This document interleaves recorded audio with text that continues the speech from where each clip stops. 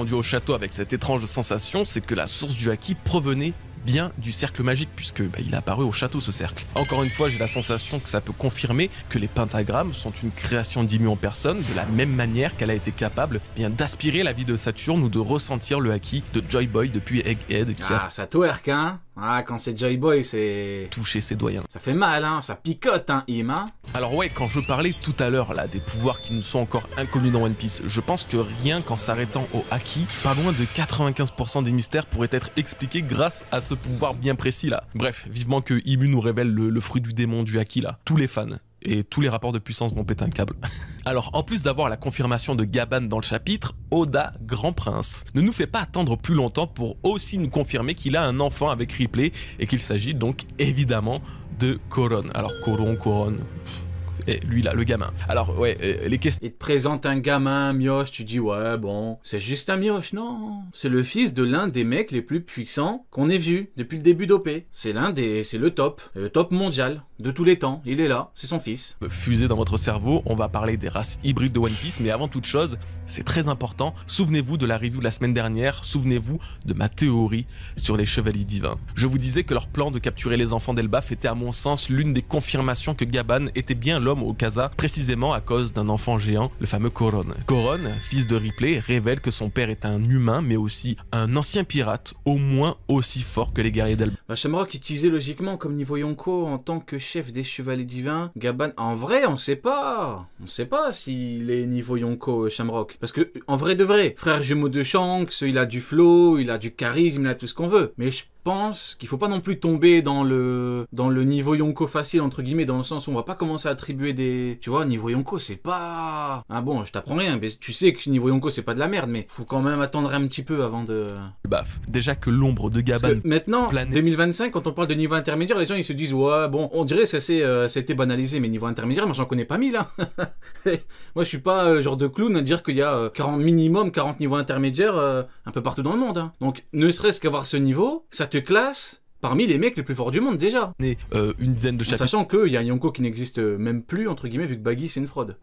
Auparavant, là c'était giga convaincant. Du coup, si on reprend le prochain plan des chevaliers divins, qui est de s'attaquer aux enfants d'Elbaf, je vous laisse deviner que Koron sera au premier plan, lui qui est déjà le gamin principal de l'histoire d'Elbaf. Depuis l'apparition de Shanks sur cette terre, il sera au premier plan en essayant peut-être de défendre ses petits camarades qui ne l'aiment pourtant pas beaucoup. Mais bon, vu que lui c'est un vrai guerrier, il s'en fout, il combat pour l'honneur, pas pour les autres. Donc même s'il n'est pas de taille, je pense que notre cher petit Koron tentera d'un élan de bravoure de protéger sa terre natale des chevaliers divin. Et si ça arrive, vous êtes bien au courant que ça ne se passera pas bien pour lui. Il a eu de la chance quand il a attaqué Luffy que ce dernier ne l'atomise pas à coup de Bajrangun. Par contre, les dragons célestes, eux... à coup de Bajrangun.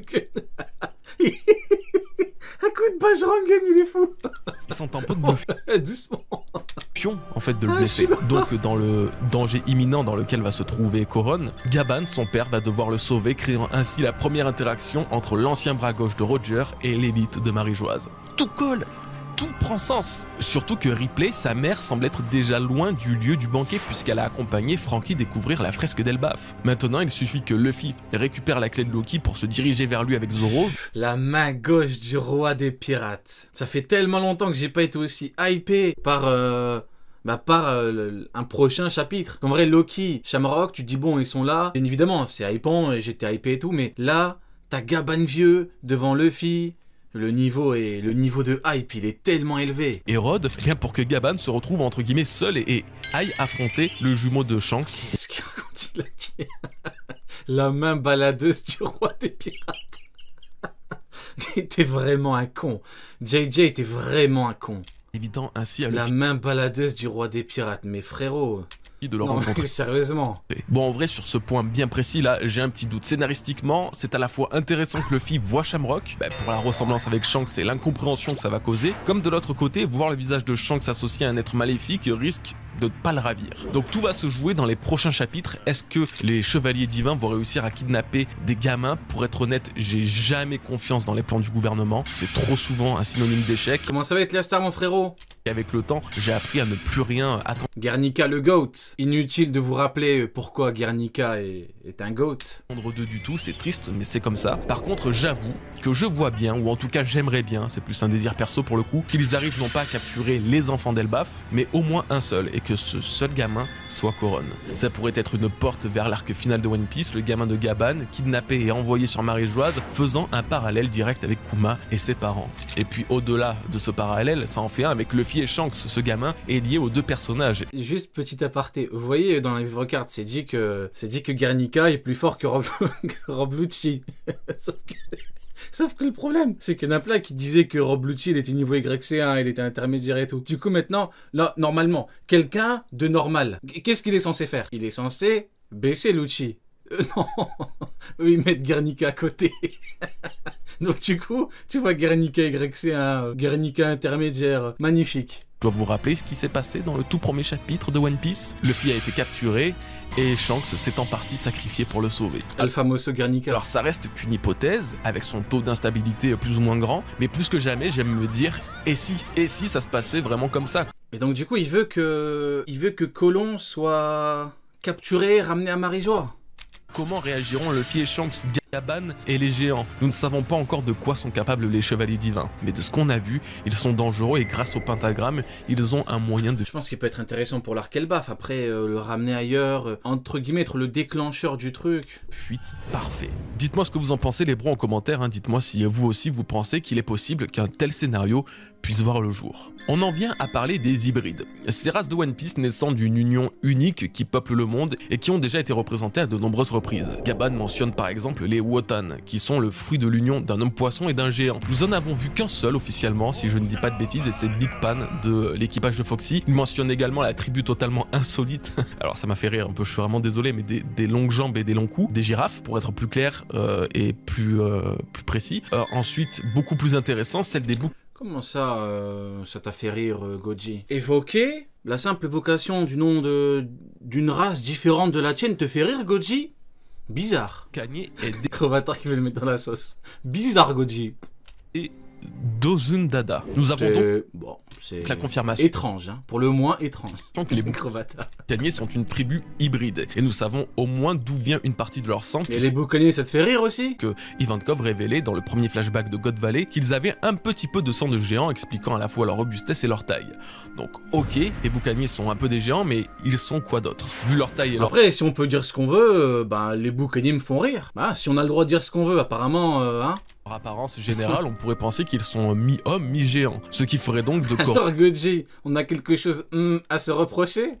un boucanier lui aussi. Mais je sais pas, ça me paraît un peu du coup trop simple. Également, je me suis dit que les boucaniers ont une culture très axée sur Nika, le dieu du soleil, chose qu'ils partagent et ont sûrement hérité des géants, mais aussi et peut-être de l'autre race dont ils sont originaires. Je sais pas, mais regardez par exemple, l'une des seules races à ne pas s'être mélangée à d'autres pour l'instant, ce sont les races célestes, les Skypeia, Chandia, Bilkan, etc. Et bah du coup finalement, qui nous dit que, au hasard, les Bilkan, qui sont l'une des dernières races célestes à ne pas avoir été développées, ne sont pas aussi eux des adorateurs de Nika, et eux aussi se sont mélangés avec des géants pour créer les boucaniers. On pourrait trouver ça étonnant qu'il n'ait pas d'ailes. Donc du coup il fait un lien entre Nika et le métissage des... Mais je vous rappelle que pas plus tard que dans le chapitre 1137, on nous révélait que certains géants avaient des cornes à cause de leur...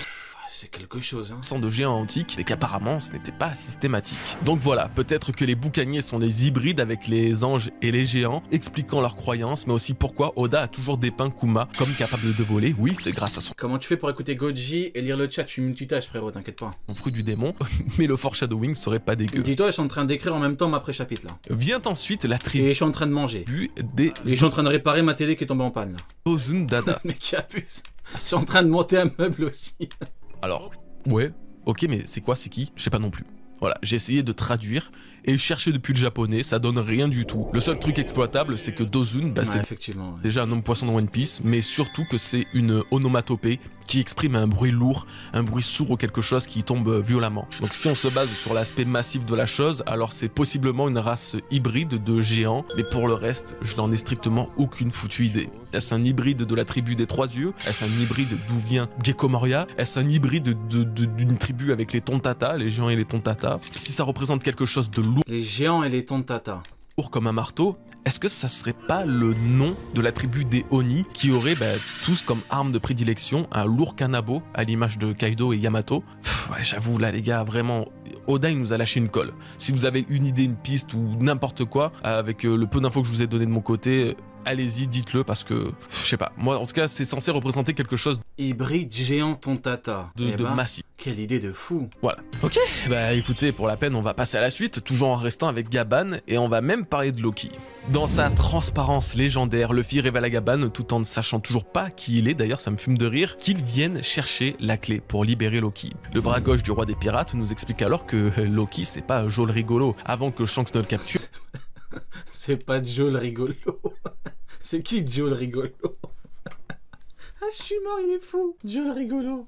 Personne n'était capable de le faire, personne n'était pu à l'arrêter. Gaban appuie bien sur le fait qu'on ne connaît même pas les pouvoirs c'est dans Camelot. Ok, bon, j'ai pas la ref. et les dégâts monstrueux qu'il peut causer. Cette scène me semble importante déjà car Gaban lui-même Joe le rigolo, HDR ou pas? reconnaît la puissance de Loki, ce qui est la preuve par A plus B que la puissance du prince maudit n'a très clairement pas été survendue et exagérée par les géants. C'est un vrai monstre. Et son fou du démon a l'air d'être encore plus terrible. Donc déjà... mais après, de par les mots de Gaban, on peut hypothétiquement donner une hiérarchie claire, comme ce fut le cas pour Rayleigh, Kizaru et Barbe Noire. Kizaru est plus fort que Kizaru. Kizaru est plus fort que Kizaru. Il est tellement nul que Rayleigh est plus fort que Kizaru, mais il est plus faible que Barbe Noire. Donc là, Loki est plus fort que... Il est censé être plus fort que Gaban, vu que Gaban dit qu'il y avait que Shanks qui a pu l'arrêter. Et s'il se libère, c'est une dinguerie. Donc a priori, Gaban ne serait pas en mesure d'arrêter... Loki, a priori. Maintenant, pour l'instant, il n'a pas vraiment dévoilé tout ce qu'il avait à dévoiler. Gaban, il est plus dans une optique où je vous donne des infos et puis voilà. Et très clairement, nous ne nous rendons pas même compte nous-mêmes en fait de la puissance de Loki. Mais ce qui m'intéresse, ou ce qui m'a intéressé du moins, c'est la question de Gaban à Luffy. Tu vas faire quoi dans la pire des situations? J'imagine qu'il sous-entend là que Loki se retourne contre eux ou qu'il parte dans une folie de destruction. Eh bien, comment gérer ce fléau? Comment gérer cette calamité? Luffy, lui, est toujours aussi simple dans son raisonnement. Il n'aura qu'à le rouster et l'enchaîner à nouveau. Après tout, c'est vrai. Lui aussi est un Yonko, lui aussi s'approche du niveau de Shanks, il peut avoir la puissance pour le gérer, et il a la puissance pour le gérer en fait. La question ne se pose même pas. Mais ça, je pense que nous le verrons que très rapidement, car c'est pas la première fois que Luffy indique vouloir combattre. Méfiez-vous de l'eau qui dort, Loki s'il le trahit, et à force de le dire, ça va finir par arriver. Donc temporairement, et pour le calmer, ce chapitre me confirme que Luffy devra combattre Loki. Seulement, ce combat n'aura pas pour ambition que de faire mousser les rapports de force. Non, car c'est en devenant Nika face à lui que Loki comprendra que le dieu du soleil l'a libéré de ses chaînes. C'est le propre de Luffy, libérer les prisonniers et les esclaves, il le fait systématiquement et c'est tellement une habitude chez lui qu'avant même de découvrir Loki et son histoire qu'il était enchaîné, etc., avant même que l'arc d'Egghead ne se termine, je vous disais déjà dans la review du chapitre 1107 que Luffy libérera le prince de ses chaînes. Le prince Loki d'Elbaf se trouverait au château d'Yggdrasil et serait enfermé prisonnier par un membre de sa famille ou autre, et Dory et Brogy viennent chercher Luffy pour obtenir son aide afin de libérer le futur roi des géants. Ce qui serait magnifique dans ce scénario, c'est que Nika serait le seul à pouvoir lui apporter la liberté. Pourquoi? Car c'est lui le libérateur des esclaves, tout simplement. Bon, alors...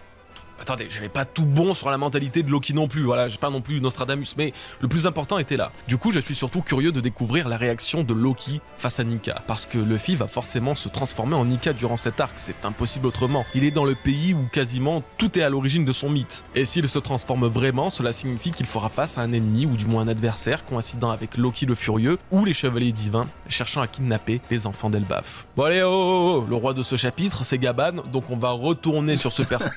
Ça fait 10 fois qu'il nous douille. Ça fait 10 fois, il dit, allez, on parle de Gavan. Après, il parle d'un autre truc. Après, il dit, oh, on parle de Gavan. Roger et Rayleigh. Ce flashback survient juste après avoir constaté que Luffy était vraiment pareil que son capitaine. Et il n'est décidément pas le premier de l'équipage de Roger à avoir... Ah, les émotions, regardez-moi ça. Rayleigh vieux, les petites larmes. Ah, c'est deux fois. C'est ça, tu dis, des fois, c'est paradoxal de ouf. Seigneur des ténèbres, roi des enfers et tout, mais le frérot, il est bien émotif, entre guillemets. Hein, il ressent, il exprime son émotion plutôt, c'est plutôt visuel, avec Barbe Blanche, et là, avec Roger. sentiment. Rayleigh a vu en lui son capitaine. Shanks a entendu en lui les mots de son capitaine. C'est donc au tour de Gaban d'y voir des C'est ce qu'il pense à Ginny, ouais. réactions similaires. C'est donc là que nous avons un peu de flashback de Rayleigh et Gaban tentant d'avertir Roger d'un danger, d'un risque qu'il semble prendre inconsidérément. Alors au début, j'ai cru que c'était une référence au chapitre 1096, le début de la guerre de God Valley. Or la pilosité de Roger ne connaît pas, il n'avait pas la moustache. Pourtant déjà... Oh, Axios TV, là, la pleureuse, je te jure que je te banne, frérot. Rien à foutre. Allez, casse-toi. Hop. Tu vas faire un tour Impel Down. Malade, lui. Toi, tu peux manquer de respect à Rayleigh vieux. Ici, tu peux manquer de respect à Rayleigh vieux quand tu squattes avec des clowns. T'es pas chez les clowns, ici. Rayleigh vieux, on le respecte. 15 petites minutes à Impel Down. Gaban était l'esprit de Il est fou, lui, la pleureuse. Il parle de qui, Rayleigh? contradiction de Roger. Il était celui conscient Oh, ça va pas? des dangers que son capitaine, lui, n'hésitait pas à ignorer. Si on peut associer Gaban à Sanji chez les Mugiwara pour leur place de bras gauche... Ah mais attends, on est où là? Aujourd'hui c'est la pleureuse, demain c'est Kizaru à son niveau. Non, non, non, faut éradiquer le mal à la source. Capitaine et leur troisième place en termes de puissance. Cette attitude qu'avait Gaban est davantage proche de celle de Zoro qui, sur Punk Hazard par exemple, disait à Luffy de faire attention et de se ressaisir. J'aime vraiment le fait que ces deux équipages aient autant de parallèles sans pour autant être les mêmes. Enfin bref, c'était trop bien à voir. Vraiment, c'était trop agréable. J'aime vraiment et j'espère, je persiste à dire qu'un spin-off spécial équipage de Roger et rencontre entre lui, Gaban et Rayleigh mériterait plus que n'importe quel budget de film, surtout s'ils sont pas ouf. Ça mériterait même un spin-off entier, hein. Totalement. Ouais, je suis totalement d'accord. Ouais. On parlait de Rayleigh à l'instant. Ah, il est là, Rayleigh qui a, je vous rappelle...